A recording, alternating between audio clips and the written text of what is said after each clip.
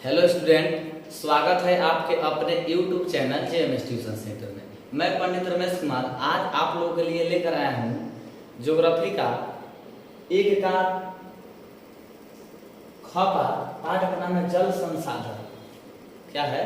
जल संसाधन। यह ज्योग्राफी का एक के मतलब भारत संसाधन एवं उपयोग पाठ के खंड ख है।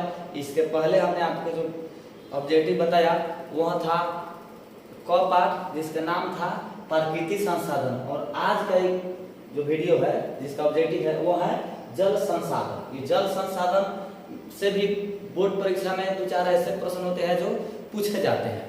चलिए इसमें देखते हैं कि आखिर वह कौन सा प्रश्न है और उस प्रश्न का उत्तर क्या है। बहुत ही बढ़िया पाठ है। क्या पाठ है? जल संसाधन। इस पाठ में हम लोग जल संसाधन से संबंधित कुछ वस्तुनिष्ठ प्रश्न मतलब ऑब्जेक्टिव टाइप क्वेश्चन को हम लोग क्या करेंगे, देखेंगे और उसका उत्तर क्या करेंगे, हम याद कर लेंगे ताकि बोर्ड परीक्षा में एक भी ऑब्जेक्टिव प्रश्न छूट नहीं पाए। ठीक है, चलिए इसके बाद में हम शुरू करते हैं। इस जल संसाधन पाठ का एक पाठ बहुत ही बढ़िया और बेहतरीन प्रश्न है जो बोर्ड परीक्षा में गारंटी है कि इसी में से आएगा, मतलब इसमें पाठ से पूछा जाएगा तो इससे कोई बाहर क्वेश्चन नहीं होगा। ठीक है, चलिए चालू करते हैं इस जल संसाधन पाठ का एक नंबर प्रश्न कि आखिर वह प्रश्न क्या है और उस प्रश्न का उत्तर क्या हो सकता है। ठीक है, वीडियो अच्छा लगे तो शेयर कीजिएगा और तथा इस चैनल को सब्सक्राइब। का एक नंबर प्रश्न है कि धरातल पर स्थित जलपूर्ण गाढ़ा को क्या कहते हैं। यह प्रश्न क्या है कि धरातल पर स्थित जलपूर्ण गाढ़ा को क्या कहते हैं, मतलब उस गाढ़ा को हम क्या कहते हैं जो धरती पर होता है और उसमें क्या भरा रहता है, तो जल भरा होता है। चलिए इस एक नंबर प्रश्न के उत्तर हम आपको बताते हैं उसको क्या कहते हैं, तो उसको हम तालाब कहते हैं। क्या हो जाएगा आपका एक नंबर प्रश्न का उत्तर हो जाएगा बी नंबर, उसको हम क्या कहते हैं, तो उसको हम तालाब कहते हैं। प्रश्न क्या था कि धरातल पर स्थित जलपूर्ण गाढ़ा को क्या कहते हैं, तो उसको हम तालाब कहते हैं। ठीक है, इसके बाद दो नंबर प्रश्न।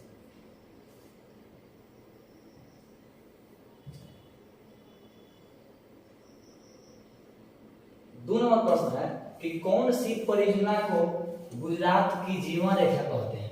इनमें से कौन ऐसी परियोजना है जिनको गुजरात में जीवन रेखा कहते हैं। चलिए तो हो जाएगा ए नंबर नर्मदा घाटी। क्या हो जाएगा दो नंबर प्रश्न का ए नंबर हो जाएगा नर्मदा घाटी।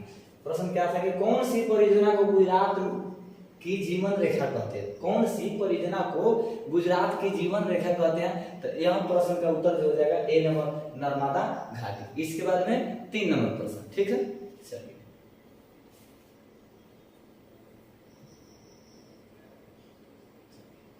तीन नंबर प्रश्न है कि भारत में सबसे लंबा बांध है। तीन नंबर प्रश्न क्या है कि भारत में सबसे लंबा बांध है, वो हो जाएगा क्या हो जाएगा बी नंबर हीराकुंड बांध। क्या हो जाएगा आपका बी नंबर। भारत में सबसे लंबा जो बांध है तो वो कौन बांध है, हीराकुंड बांध। चलिए बी नंबर हो जाएगा तीन के बी नंबर। ठीक है, चलिए इसके बाद में चार नंबर प्रश्न। चार नंबर प्रश्न है कि गोविंद सागर कृत्रिम जलाशय संबंधित है। चार नंबर प्रश्न क्या है कि गोविंद सागर कृत्रिम जलाशय संबंधित है, तो हो जाएगा आपका भाखड़ा नांगल बांध से। किससे संबंधित है, सी नंबर हो जाएगा भाखड़ा नांगल बांध से संबंधित है। ठीक है, चलिए गोविंद सागर कृत्रिम जलाशय संबंधित है तो हो जाएगा भाखड़ा नांगल बांध से संबंधित है। इसके बाद में हम पांच नंबर प्रश्न को देखते हैं।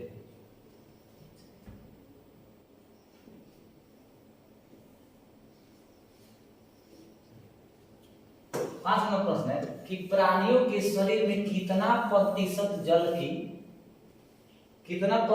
जल की मात्रा निहित है। पांच नंबर आपका जो प्रश्न है कि प्राणियों के शरीर में कितना प्रतिशत जल की मात्रा निहित है, वो हो जाएगा क्या हो जाएगा 65%। चलिए पांच का बी नंबर हो जाएगा 65%। ठीक है, प्राणियों के शरीर में कितना प्रतिशत जल की मात्रा तो वो निहित है, तो हो जाए आपका 65%। चलिए इस पार्ट को आप पढ़े होंगे तो आप इस ऑब्जेक्टिव को समझ पा रहे हैं। ठीक है, चलिए इस ऑब्जेक्टिव को समझने से पहले, याद करने से पहले आप एक बार इस पार्ट को पढ़ लीजिए। ठीक, इसके बाद में 6 नंबर प्रश्न।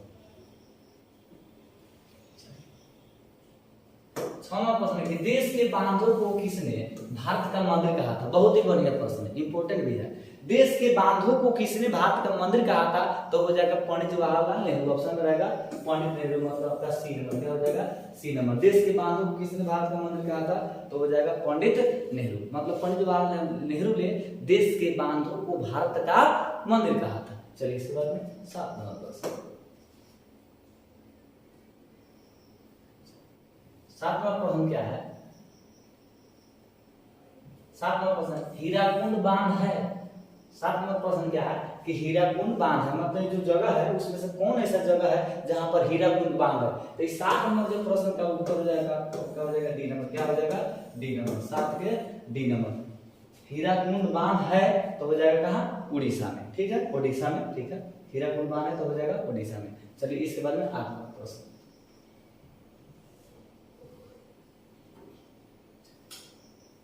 8वां प्रश्न है कि बृहत क्षेत्र में जल की उपस्थिति के कारण ही पृथ्वी को कहते हैं। बृहत क्षेत्र में जल की उपस्थिति के कारण ही पृथ्वी को कहते हैं। मतलब बृहत क्षेत्र में जल की उपस्थिति के कारण ही पृथ्वी को कहते हैं। तो क्या हो जाएगा, वो हो जाएगा नीला ग्रह। 8 का बी नंबर हो जाएगा। क्या हो जाएगा, नीला ग्रह। बृहत क्षेत्र में जल की उपस्थिति के कारण पृथ्वी क्या कहते हैं, तो पृथ्वी को हम नीला ग्रह कहते हैं। चलिए 8 का बी नंबर। इसके बाद में 9वां प्रश्न। 9वां प्रश्न है बिहार में अति जल दोहन से किस तत्व का संकेंद्रण बढ़ा है। बिहार में अति जल दोहन से मतलब जल का अधिक उपयोग करने से, जमीन के अंदर से जो जल निकाला जाता है उसको अधिक निकालने के कारण क्या हुआ, किस तत्व का संकेंद्रण बढ़ा, तो हो जाएगा आर्सेनिक। क्या हो जाएगा, आर्सेनिक। मतलब सी नंबर। बिहार में अति जल दोहन से किस तत्व का संकेंद्रण बढ़ा, तो हो जाएगा मतलब किस तत्व का संकेंद्रण बढ़ा, तो हो जाएगा आर्सेनिक। बिहार में आर्सेनिक। इसके बाद में और भी स्टेट है उसका देखिए।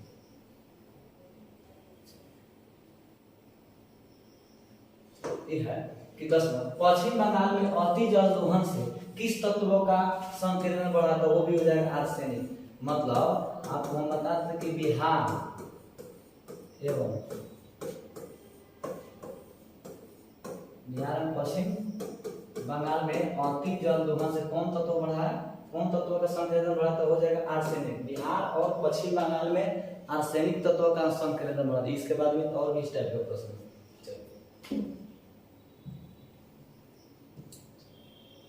वो प्रश्न है कि महाराष्ट्र में अति जल दोहन से किस तत्व का संकेंद्रण बढ़ा है। महाराष्ट्र में अति जल दोहन से किस तत्व का संकेंद्रण बढ़ा है, ये हो जाएगा फ्लोराइड। क्या हो जाएगा, फ्लोराइड। 11 का ए नंबर। क्या हो जाएगा, 11 का ए नंबर फ्लोराइड। क्या हो जाएगा, 11 के 1 नंबर फ्लोराइड। ठीक है,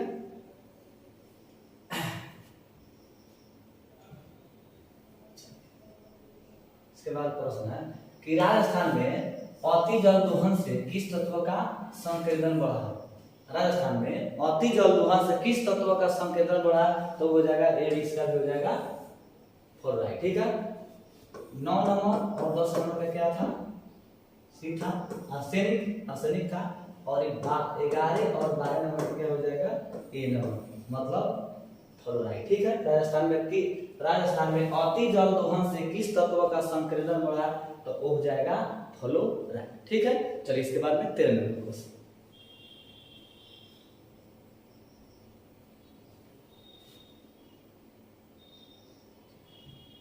13वां प्रश्न, भारत में जल का सबसे अधिक उपयोग किया जाता है। मतलब भारत देश में जल का सबसे अधिक यदि उपयोग किया जाता है, अपने काम में लाया जाता है, तो आखिर किस काम में।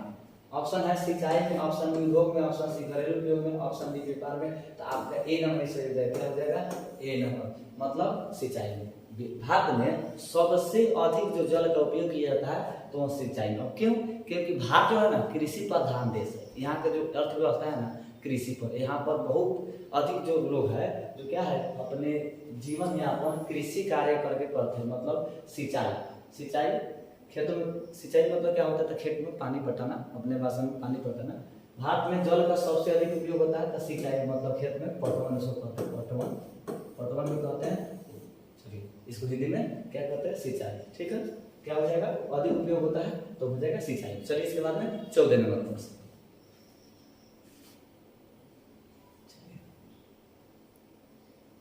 14 नंबर प्रश्न, किस ग्रह को नीला ग्रह भी कहते हैं? बहुत ही बढ़िया, यह प्रश्न पहले भी थोड़ा था, अभी घुमाया है।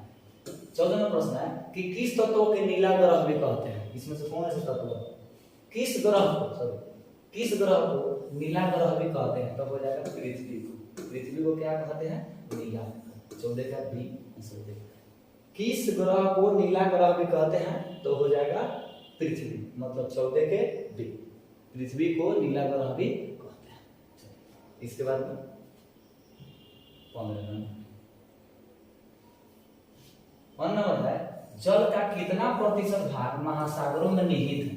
क्या प्रश्न है? 15 नंबर की, जल का कितना प्रतिशत भाग महासागरों में निहित है? उसमें मतलब क्या माना? तो वो हो जाएगा 96.5। कितना हो जाएगा? 96.6%। कहीं कहीं 96.5 भी दिया जाता है। चलिए इसको समझिए, ठीक है। पॉइंट में थोड़ा सा कम बेस भी दे सकता है। जल का कितना प्रतिशत भाग महासागरों में निहित है? तो हो जाएगा 96.6%। आपके जो सरकारी किताब है उसमें यही आंसर दिया 15 का डी नंबर, ठीक है। चलिए इस प्रश्न का, उसमें जो भी प्रश्न, इस प्रश्न का यही है 96.6। चलिए इसके बारे में आगे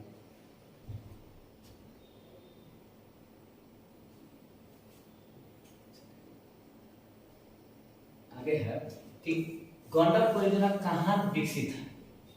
16 नंबर प्रश्न क्या है कि गंडक परियोजना कहाँ विकसित है? इस 16 नंबर प्रश्न का उत्तर हो जाएगा ए, मतलब बिहार। कहाँ विकसित है?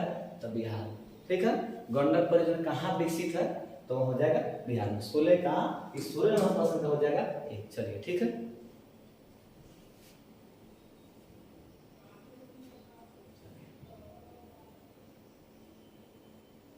सत्रह प्रश्न है कि इंद्रपुरी जलाशय परियोजना किस राज्य में है? 17 नंबर प्रश्न क्या है कि इंद्रपुरी जलाशय परियोजना किस राज्य में है?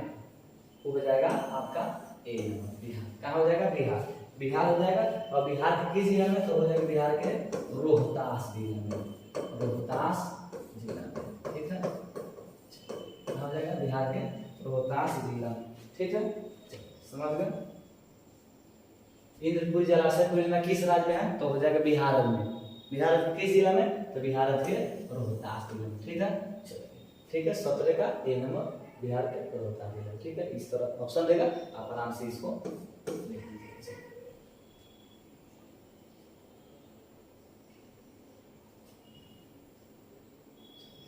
18 नंबर प्रश्न है कि जल किस प्रकार का संसाधन है?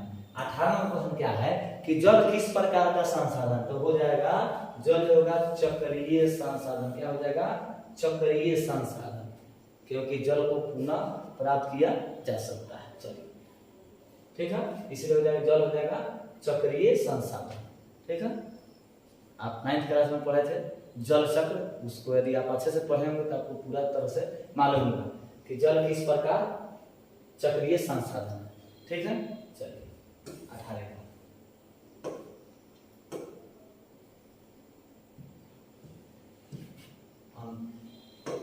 प्रश्न है कि गंडक परियोजना कहाँ विकसित है? 19 प्रश्न क्या है कि गंडक परियोजना कहाँ विकसित है? तो ये हो जाएगा बिहार, ठीक है।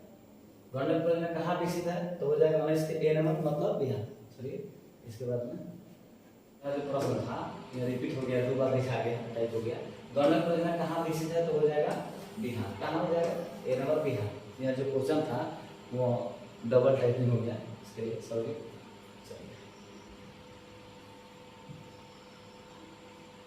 इस पाठ का लास्ट प्रश्न है कि इनमें से कौन सा जीव है जो केवल भारत में पाया जाता है?